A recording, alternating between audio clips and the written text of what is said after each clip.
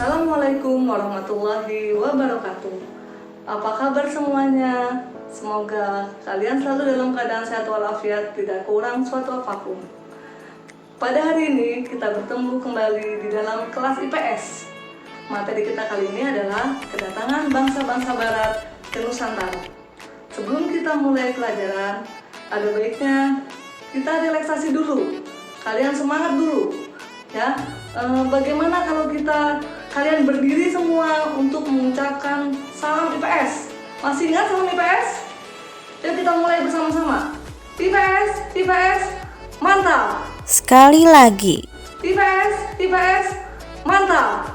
Sekali lagi. IPS, IPS, mantap. Ya, luar biasa. Kita beri tepuk tangan semua buat yang tetap semangat pada pagi hari ini untuk mengikuti pelajaran IPS. Ya, sebelum kita mulai belajar, kita berdoa menurut agama dan kepercayaannya masing-masing. Berdoa dimulai.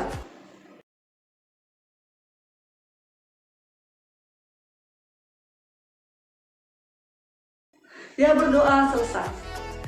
Ya, materi kita kali ini Ibu mengambil standar kompetensi 3.4, menganalisis kronologis ruang kedatangan bangsa barat sampai dengan semangat kebangsaan.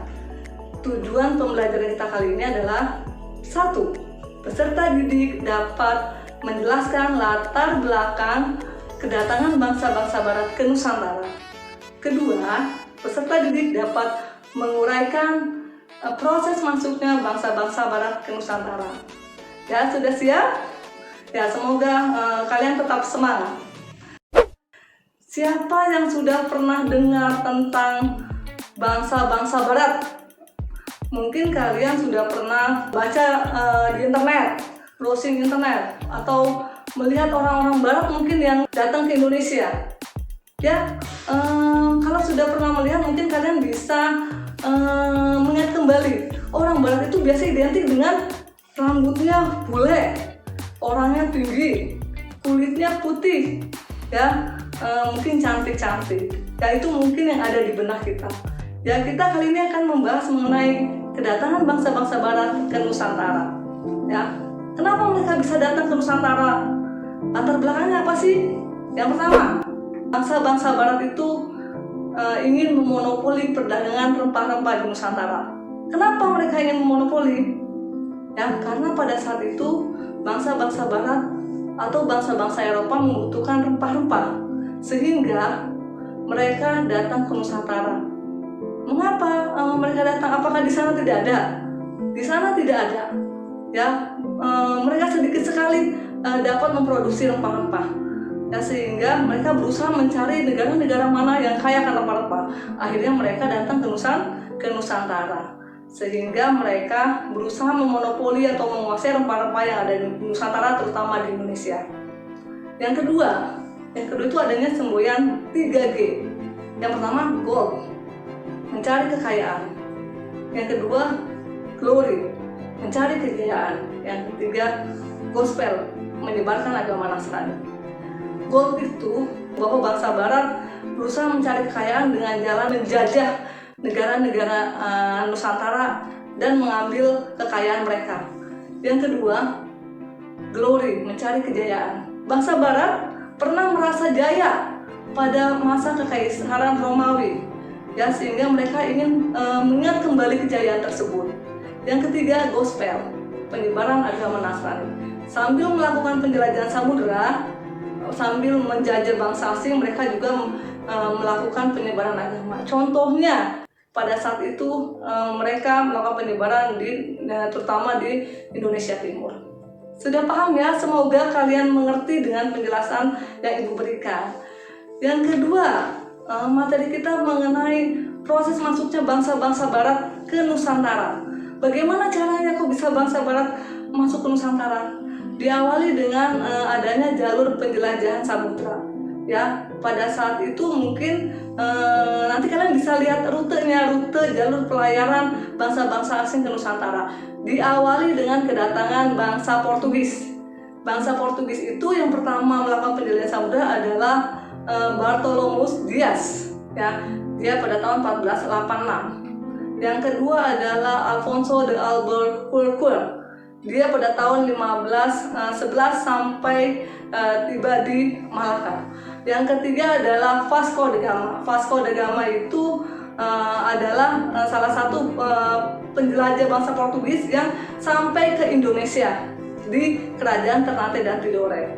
Ya, pada awalnya kedatangan mereka disambut dengan baik oleh bangsa Indonesia karena niat mereka untuk berdagang. Tapi lama-kelamaan mereka melakukan penjajahan ya atau kolonialisme di Nusantara. Yang kedua, proses kedatangan bangsa Spanyol.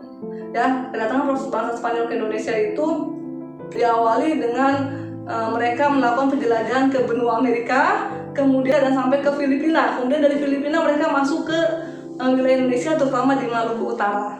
Berikutnya adalah tokoh penjelajah dari Spanyol. Yang pertama kita kenal dengan Christopher Columbus yang sudah sangat mendunia. Yang kedua ada Ferdinand Magelhaens, dia juga sangat terkenal. Yang ketiga ada Sebastian del Cano. Yang ketiga C yaitu proses kedatangan bangsa Inggris, ya, diawali dengan datangnya Francis Drake. Francis Drake itu datang ke Indonesia, kemudian mereka membentuk persekutuan dagang yang dikenal dengan AC, East Indies Company. Persekutuan dagang ini milik perusahaan Inggris, di dalamnya berisi pengusaha-pengusaha asing yang menitipkan sahamnya kepada Inggris. Ya, namun AC ini tidak berpengaruh besar. Ya, yang keempat adalah bangsa Belanda. Kedatangan bangsa Belanda ke Nusantara dipelopori oleh Cornelis de Houtman tahun 1596 tiba di Banten. Kedatangan Cornelis de Houtman di Banten disambut baik oleh masyarakat Banten. Namun, ketika diketahui ketamakan dan keserakahannya akan rempah-rempah, kemudian rakyat Banten mengusir Cornelis de Houtman untuk kembali ke negaranya. Kedatangan bangsa Belanda kedua diikuti oleh Jacob van Eyck pada tahun 1598. Kedatangan Jacob van Eyck penuh kehati-hatian dan kewaspadaan karena tidak ingin peristiwa yang terjadi pada Cornelis de Houtman menimpa dirinya. Oleh karena itu, dia berbuat sangat baik terhadap masyarakat Banten dan masyarakat Banten pun menerima kehadiran Jacob van Eyck. Akhirnya, Jacob van Eyck berhasil membawa rempah-rempah dari negara Indonesia dikirim ke negara Belanda. Hal tersebut mengakibatkan kedatangan orang-orang Belanda ke Indonesia untuk mengambil rempah-rempah dan timbullah nanti kolonialisme dan imperialisme bangsa Belanda di Nusantara. Sampai di sini dulu materi kita hari ini. Semoga tayangan video kali ini memberikan manfaat buat kalian. Dan Ibu akan memberikan kesimpulan sedikit, ya. Jadi materi kita kali ini adalah pada hari ini membahas satu, latar belakang kedatangan bangsa-bangsa Barat ke Nusantara. Yang kedua adalah bagaimana proses masuknya bangsa-bangsa Barat ke Nusantara. Ibu akan share tugasnya di Google Classroom. Semoga kalian lebih paham dan lebih mengerti. Ya, Ibu cukupkan sampai di sini. Ingat pesan Ibu 4M. Yang pertama, memakai masker. Yang kedua, menjaga jarak. Yang ketiga, mencuci tangan. Yang keempat, menjauhi kerumunan. Semoga kita selalu dalam keadaan sehat walafiat sampai nanti. Semoga pandemi cepat berlalu dan kita bisa belajar tatap muka seperti biasa. Cukup sekian dari Ibu. Wabillahi taufiq wal hidayah. Wassalamualaikum warahmatullahi wabarakatuh.